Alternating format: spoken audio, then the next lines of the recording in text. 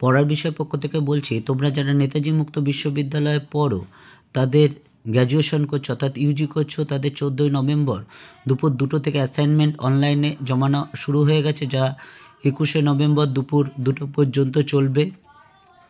আমরা পড়ার বিষয় একমাত্র চ্যানেল যেখানে এখনও অবধি প্রায় 45টা অ্যাসাইনমেন্টের একেবারে সঠিক উত্তর আপলোড করেছি এবং বাকিগুলো করার চেষ্টা অবশ্যই করব, কাজ চলছে। তা এখন আমরা যেই অ্যাসাইনমেন্টের উত্তরটা দেবো সেটা হচ্ছে ইউজি DSSO 21 এবং এখানে যে 10টা অ্যাসাইনমেন্টের উত্তর আছে এবং 10টাই কিন্তু সঠিক উত্তর। তা চলো দেখো, তোমরা দেখে দেখে লিখে নাও, কারণ সময়ের একটা ব্যাপার আছে, বুঝতেই পারছো। যেমন প্রথমেরটা আছে, হোয়েন ডিড দ্য ব্লু মিল্টিং আকার, 1872 থেকে 1875। তোমরা একটু দেখে লিখে নিও।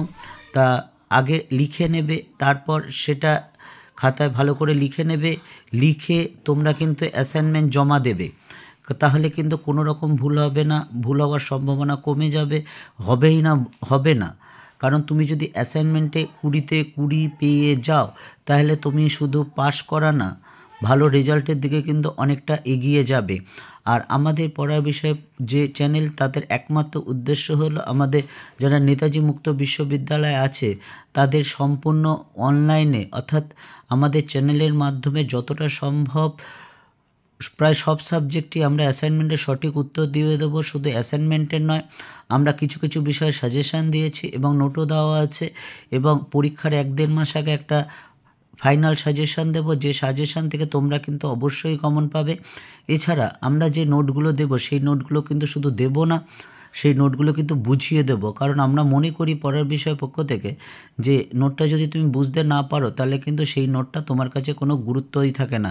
এর জন্যই কিন্তু আমরা পড়ার বিষয়ে নোটটা বুঝিয়ে দেব, কারণ আত্মস্থ না করতে পারলে মনে রাখা যায় না, কাজেই সেটাই আমাদের লক্ষ্য। আর তোমাদের যদি এমনি কোনো জানার ব্যাপার থাকে বা কোনো সমস্যা থাকে তাহলে আমাদের অবশ্যই জানিও।